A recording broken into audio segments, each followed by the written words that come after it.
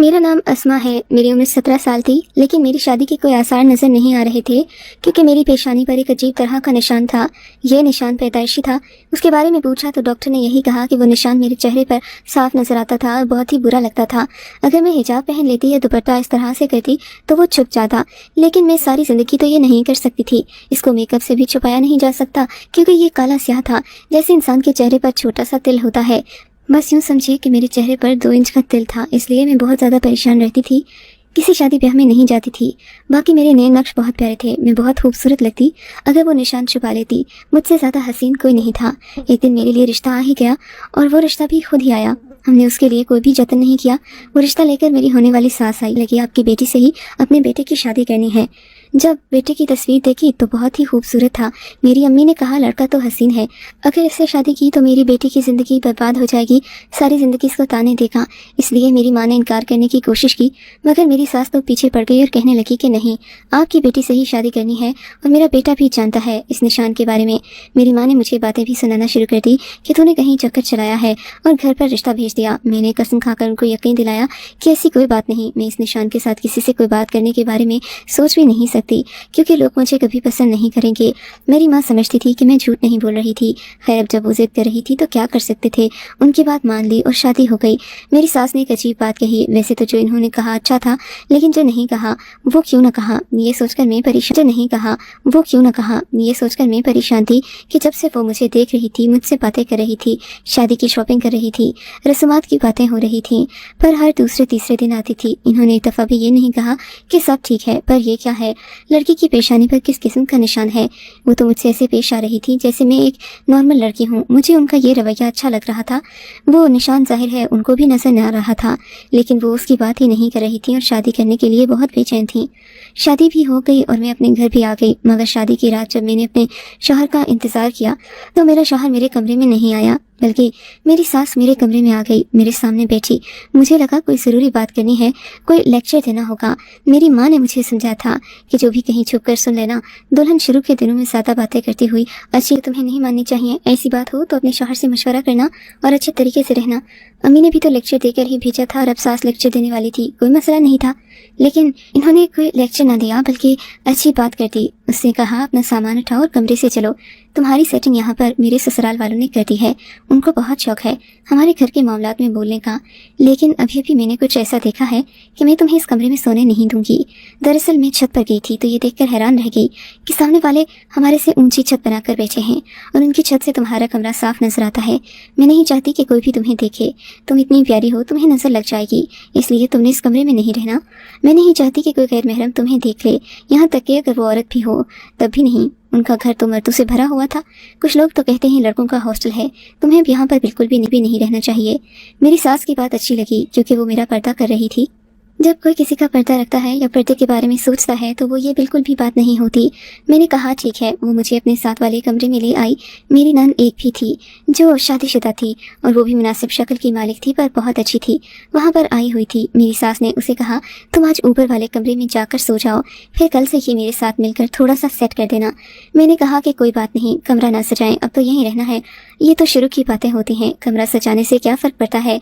मेरी सास को मेरी ये बात अच्छी लगी। इन्होंने कहा चलो ठीक है, फिर कल तुम यहाँ सारा सामान रख देना, अब तुम आराम से बैठो, थोड़ी देर में मेरा बेटा भी आ जाएगा और कोई मसला हो तो मुझे बताना। मेरा शौहर कमरे में आया। उसका रवैया मेरे साथ अच्छा था। उसने मेरा ख्याल भी किया, मेरे लिए तोहफा भी लाया। मुझे इतना कहा कि मेरी अम्मी की इज्जत करना, इस घर को अपना घर समझना, यहाँ पर अच्छे तरीके से रहना। मेरी जिंदगी इस घर में अच्छी जा रही थी। कभी तो मेरी सास मेरे साथ वो लाड करती जो कि मेरी माँ ने भी नहीं किए थे। शादी का चौथा दिन था। आम की एक प्लेट तुमने रोज़ खानी है। मेरी सास प्लेट कहते हुए आम रोज़ मेरे सामने रख देती। कहती आम की एक प्लेट रोज़ खाने से खून बनता है क्योंकि इसके अंदर फौलाद वाफिर मिकदार में होता है और इससे तुम बहुत ज़्यादा गोरी भी हो जाओगी, तुम्हारी सेहत भी बन जाएगी। इतनी मासूम सी दुबली सी लगती हो। औरत को थोड़ा सा मुनासिब होना चाहिए क्योंकि कल को उसने बच्चे पैदा करना होते हैं। मुझे तो वैसे ही आम बहुत पसंद था, कोई काट कर प्लेट में लाए तो बुरा किसको लगता है। मैंने कहा ठीक है। मैंने बड़े शौक से खाया। ये सुनकर भी खुशी हुई कि सास को मेरा एहसास है, वरना सास तो बहू का खून चूस लेती हैं और मेरी सास मेरा खून बढ़ाने की बातें कर रही थी। मेरे शौहर का काम ऐसा था कि वो रात को बाहर होता, रात में वैसे भी मैं अकेली ही बैठी होती। मेरी सास आ जाती, मेरे पास बैठकर बातें करती रहती। जब तक मैं आम खा ना लेती वो वहाँ से ना जाती। बाहर मैदान है, वहाँ बच्चे खेल खेल रहे होंगे तो किसी ने अंदर फेंक दिया, इसमें इतना परेशान होने की क्या बात है। मैंने कहा नहीं, दरअसल यहाँ पर कुछ और ही पड़ा था। कहने लगी कि छोड़ो, लगता है तुम अभी नींद में हो, जाकर पानी से मुंह धो लेना, नाश्ता बन गया। मेरी सास वहां से चली गई। मुझे भी लगने लगा शायद मैं नींद में थी, क्योंकि एक तो ऐसी चीज कमरे के बाहर कोई काम नहीं था, और दूसरी बात कि अगर पड़ी थी तो फिर हट कैसे गई, क्योंकि घर में सिर्फ मैं ही होती थी। शौहर रात को नाइट ड्यूटी पर जाता, सुबह 10 बजे वापस आता। अभी तो 8 बजे थे। मैं ताज़ा आम काट कर मेरे लिए लाई और कहने लगी। मैं तो इस बात को अपनी आंखों का धोखा समझकर भूल गई थी, लेकिन अगले दिन भी यही हुआ, और इस दफे तो मेरे पाँव में जुराबें भी पहनाई गईं। लेकिन पहली बात तो जुराबें मेरी नहीं थी, दूसरी बात ये जुराबों का मौसम भी नहीं था। मैं अपनी सास के पास जा रही थी उनको बताने के लिए कि फिर से ऐसा हो रहा है, लेकिन पता चला कि वो आज घर पर नहीं थी, मोहल्ले में किसी के घर गई थी। मगर उन जुराबों को एक साइड पर रख दिया और सोचा कि जब आएंगी तो उनको ज़रूर बताऊंगी। मेरी सास वापस आई। मैं अपने कमरे में वो जुराबें उठाने के लिए आई तो वो वहाँ पर नहीं पड़ी थी जहाँ मैंने रखी थी। मैं हैरान रह गई। मैंने कहा ये सब क्या है, मैंने तो यहीं पर रखी थी। मैंने सास को बताया। मेरी सास ने कहा बेटा क्यों मजाक करती हो, क्यों, कौन इस घर में इस तरह की हरकत करेगा।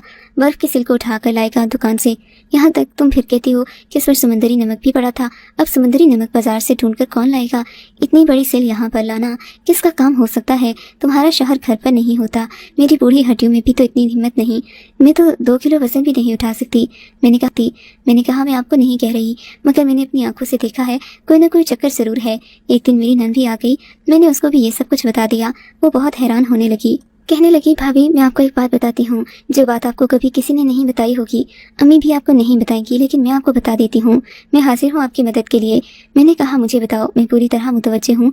मेरी नंद ने मुझे एक अजीब बात बताई जिसको सुनकर मैं वाकई हैरान रह गई। उसने कहा जब मेरी शादी नहीं हुई मैं आपके साथ इसी कमरे में रहती थी, क्योंकि ये कमरा मेरी अम्मी के साथ था। सुबह मेरे साथ भी ऐसा ही होता कि जब मैं बाहर निकलती तो मेरे पैरों पर जुराबें होती, कमरे के बाहर कभी बर्फ तो कभी ईंटें पड़ी होती। तो मैं अम्मी से यही बात करती, मगर अम्मी नहीं मानती थी। इस कमरे में ही कोई मसला है। मुझे मेरी नंद की बात ने परेशान कर दिया। मैं बहुत ज़्यादा हैरान हो गई कि अच्छा ऐसी बात थी। मैं उसे बताने लगी मेरे साथ भी ऐसा ही हुआ। उसने कहा कि अम्मी से बात करने की कोई ज़रूरत नहीं, क्योंकि जब इन्होंने अपनी बेटी की बात न मानी तो आपकी बात नहीं मानेगी। आप बिल्कुल परेशान नहीं हूँ, कुछ दिन ऐसे ही गुजर जाने दें। मैं भाई से बात करती हूँ, मैं भाई की बहन हूँ, मेरी हर बात मानते हैं। मैंने कहा अगर ऐसा कर दो तुम्हारी बड़ी मेहरबानी है, मुझे वापस उसी कमरे में भेज दें जहाँ मैं शादी की रात बैठी थी। ऊपर से कोई पर्दे का इंतजाम हो जाए, इतनी बड़ी बात तो नहीं है। मुझे उस कमरे में नहीं रहना, कुछ भी करो मैं इस कमरे में नहीं रहना चाहती। मुझे मेरी नंद ने तसल्ली दी कि वो मेरा मसला हल करवाएगी और सब कुछ ठीक हो जाएगा। मुझे भी तसल्ली मिल गई कि चलो कुछ दिन हैं वो इधर काट लेती हूँ। उन्हीं दिनों मुझे ये खबर मिली कि मैं मां बनने वाली हूँ। डॉक्टर ने कहा जुड़वा बच्चा होगा, वो 2 हफ्ते बाद अल्ट्रासाउंड करेंगे, फिर पता चल जाएगा। मेरी सास इस बात पर बहुत ज़्यादा खुश कि कहाँ हूँ। एक दिन सास आम लेकर आई, क्योंकि वो रोज़ ही लाया करती थी, तो मैंने खाने से इनकार कर दिया और कहा कि मुझे बिल्कुल भी भूख नहीं है, मेरा जी नहीं करता, मुझे उल्टी आ रही है। भूख नहीं है, मेरा जी नहीं करता, मुझे उल्टी आ रही है। सास ने कहा इसीलिए आ रही है उल्टी कि तुमने नहीं कुछ खाया, आम खा लो। मैंने कहा नहीं, आम नहीं खाने, अगर आपको मुझे कुछ खिलाना है तो नींबू पानी बना दें। जब मैंने साफ अल्फाज में कह दिया कि आज मैंने आम नहीं खाने, तो मेरी सास के चेहरे से अचानक से ममता उठ गई थी। इन्होंने कहा चुपचाप खा लो, मुझे गुस्सा करने पर मजबूर न करो, तुम्हारे बहुत नखरे बर्दाश्त कर लिए। इन्होंने ये बात इस तरह बोली थी जैसे मैं इनको पता नहीं क्या कहती हूँ। मैं भी गुस्से में आ गई। मैंने कहा मैंने कौन से नखरे किए हैं आज तक, नहीं खाने मुझे ये आम, आप खुद खा लें अगर ख़राब होने का डर है तो। कहने लगी मुझे शुगर है, बहुत प्यार से लाई थी तुम्हारे लिए, लेकिन तुमने इनकार कर दिया। मेरी सास ने कहा मैं तुमसे नाराज़ हो जाऊँगी। मैंने कहा मेरी तबीयत ख़राब हो रही है, आपको नाराज़ होने की फ़िक्र है। मेरी सास फिर भी मुझे बातें सुनाने लगी, कहने लगी तभी तुम्हें बुरी लग रही हूँ। मेरी सास ने रोना शुरू कर दिया। मैं हैरान रह गई, अचानक से इस औरत को क्या हो गया। मैंने इनका दिल रखने के लिए आम खा लिए और उसे कहा कि अब सो जाओ, लेकिन 2 मिनट ही गुजरे थे कि मुझे उल्टी आ गई। सारे आम मेरे जिस्म से बाहर निकल गए, मेरा मैदा बिल्कुल साफ हो गया। मैंने कहा बिला वजह ही आम ज़ाया करवाए, मगर मुझे भी खिलाए। मेरी तबीयत भी ख़राब करवा दी, मगर मैं क्या कर सकती थी। सोने की कोशिश करने लगी। हैरान थी कि आज तो मुझे नींद नहीं आ रही थी, जबकि आगे पीछे तो आम खाने के 2 मिनट बाद ही मुझे कुछ होश नहीं रहता था कि मैं कहाँ पर हूँ। आज मुझे नींद नहीं आ रही थी, अजीब बात थी। फिर किसी तरह सो ही गई। शौहर को कॉल की तो उसने कहा कि सुबह जल्दी आ जाऊंगा, काम खत्म है, आज के बाद नाइट ड्यूटी भी नहीं होगी। इस बात की खुशी हुई, शायद वो अपने बच्चे के लिए बहुत ज़्यादा खुश था, इसलिए ये सब करने को तैयार था। 12 बजे के बाद न जाने किस पहर अचानक से ज़लज़ले के झटके महसूस हुए, क्योंकि इंसान नींद में भी ज़लज़ले के झटकों को महसूस कर सकता है। ان کی کچھ حالت ہی ایسی ہوتی ہے۔ میں فوراً اٹھ بیٹھی۔ جب سامنے کا منظر دیکھا تو قدموں تلے سے زمین نکل گئی۔ میں اپنے کمرے میں نہیں تھی بلکہ کمرے کے باہر ایک چارپائی پر پڑی تھی۔ میرے پیروں کے نیچے مجھے برف کی سلیں رکھی گئی تھیں۔ میرا سر اینٹوں پر پڑا تھا۔ میں پوری طرح گھبرا گئی کہ یہ سب کچھ کیا ہو رہا ہے۔ آنکھ کھولی اور اٹھ بیٹھی۔ مجھے پیروں میں جرابیں پہنائی گئیں۔ سامنے کا منظر دیکھا تو حیران رہ گئی۔ میری ساس اور نند یہیں پر موجود تھیں۔ میری نند کہنے لگی، امی یہ تو جاگ گئی ہے، یہ تو جاگ گئی ہے۔ میں نے لائٹ آن کر دی کہ کیا ہو رہا ہے۔ میری نند پوری طرح گھبرا گئی۔ بھابھی قسم سے میں کچھ نہیں کر رہی، سب تمہاری ساس کا کیا دھرا ہے۔ انہوں نے مجھے کہا تھا تمہارے ماتھے پر۔ میری ساس نے اچانک اس کے منہ پر ہاتھ رکھ دیا۔ میں نے کہا کیا ہو رہا ہے؟ میں نے کہا کیا ہو رہا ہے؟ میں نے فوراً اپنے شوہر کو بلا لیا۔ میرا شوہر بھی واپس ہی آ رہا تھا، وہ فوراً وہاں پر آ گیا۔ میں نے اپنے ماں باپ کو بھی بلا لیا۔ اچھا خاصا ڈرامہ بن گیا، کیونکہ بات ہی ایسی تھی۔ میں رات کو اپنے کمرے میں چپ چاپ سوئی، پھر آنکھ کھولی تو میرے ساتھ نہ جانے یہ دونوں عورتیں کیا کر رہی تھیں، کیونکہ انہوں نے مجھے باہر رکھا ہوا تھا۔ کیا کرنا چاہتی تھی یہ دونوں میرے ساتھ؟ کوئی چھوٹی بات نہیں تھی جس میں جاننے کے باوجود بھی میں چپ کر کے بیٹھ جاتی، اس لیے میں نے پورا جرگہ بٹھا لیا۔ میری نند نے تو پہلے ہی میری ساس کا ساتھ چھوڑ دیا۔ میری ساس کے چہرے سے بھی ایسا لگ رہا تھا کہ کچھ برا ہونے والا ہے۔ اپنے شوہر کو کمرے میں لے جا کر سب کچھ بتا دیا۔ جب سے شوہر کو پتہ چلا تھا کہ میں اس کے 2 بچوں کی ماں بننے والی ہوں، ویسے بھی وہ میرا بہت خیال رکھتا تھا۔ اس نے اپنی ماں سے بہت آرام سے پوچھا، آپ کو بتانا پڑے گا کہ آپ کیا کرتی رہتی ہیں، نہیں تو میں کچھ اور سوچنے پر مجبور ہو جاؤں گا، مجھے بتا دیں کیا بات ہے۔ ساس نہیں بول رہی تھی۔ میری نند نے اپنی زبان کھولی اور کہا، جیسے کہ تمہیں پتہ ہے بھائی میری شادی کو 5 سال ہو گئے، مگر میرے گھر اولاد نہیں۔ امی کو کسی نے کہا تھا کہ ایک ایسی لڑکی جس کی عمر 17 سال ہے، اس کی پیشانی پر کالی تل کا نشان ہو، اگر اس پر عمل کیا جائے تو جلد اولاد پیدا ہو جائے گی۔ امی نے بھابھی کو دیکھا تو اسی لیے آپ سے بھابھی کی شادی کروائی، کیونکہ بھابھی کی پیشانی پر یہ نشان تھا۔ اس کے بعد امی نے عمل شروع کیا جس میں بھابھی کو بے ہوش کرنے کے لیے ان کو آم پر بے ہوشی کی دوا ڈال کر دیتی، جو میری بھابھی آرام سے کھا لیتی۔ اس لوگوں کے دماغ میں میرے شوہر نے کہا، اس طرح کی کوئی بات نہیں ہوتی، سب کچھ اللہ کی مرضی سے ہوتا ہے۔ بہت باتیں سنائی اپنی اماں کو بھی، بہن کو بھی۔ میرے شوہر نے اپنے بہنوئی کو کہا کہ تم بھی سمجھدار ہو کر عورتوں کے ساتھ مل گئے، یہ سب کروایا۔ وہ کہنے لگا، میرا عقل تو ان دونوں نے نکال لیا، میں تو اولاد کو دیکھنا چاہتا تھا۔